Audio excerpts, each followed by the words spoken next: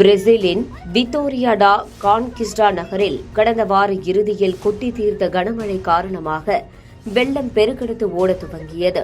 இதில் சிக்கிய கார் ஓட்டுநர் உயிருடன் மீட்கப்பட்டார். அவர் மீட்கப்பட்ட வீடியோ சமூக வலைதளங்களில் வைரலாகி வருகிறது. இதுகுறித்து விரிவாக பார்க்கலாம்.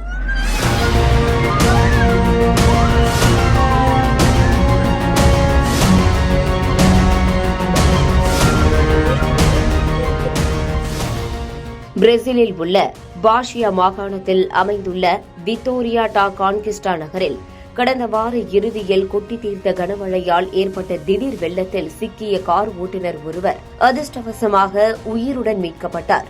இந்த நகரில் வெறும் 20 நிமிடங்களில் 60 முதல் 70 மில்லிமீட்டர் வரை மிக அதிக மழை கொட்டி தீர்த்தது. இதனால் நகர வீதிகளில் திடீரென வெள்ளம் பெருக்கெடுத்து ஓடியது. இதுகுறித்த வீடியோ சமூக ஊடகங்களில் வெளியானது. அதில் வெள்ள நீர் இழுத்து சென்ற கார் முற்றிலும் மூழ்கிய போது அந்த ஓட்டுநர் அதன் கூரையின் மீது ஏறிய காட்சி பதிவாகியுள்ளது. அடுத்த சில நொடிகளிலேயே கார் மற்றும் ஓட்டுநர் இருவரும் வெள்ள நீரில் விழுங்கப்படுவது போல் காட்சி இடம்பெற்றது. இந்த ஆபத்தான சூழ்நிலையில் அங்கிருந்த மீட்புக் குழுவினர் உடனடியாக செயல்பட்டு ஓட்டுநரை உயிருடன் மீட்டுள்ளனர். அதிக நீரை விழுங்கியதால் அவர் மேலதிக பரிசோதனைகள் மற்றும் சிகிச்சைக்காக சுகாதார மையத்திற்கு உடனடியாக அழைத்து செல்லப்பட்டார். இந்த கனமழை காரணமாக நகரின் வீதிகள் வெள்ளத்தில் மூழ்கியதுடன் அப்பகுதி முழுவதும் தொடர்ச்சியான மழை மற்றும் குறைந்த வெப்பநிலைக்கான வானிலை எச்சரிக்கைகள் விடுக்கப்பட்டுள்ளன.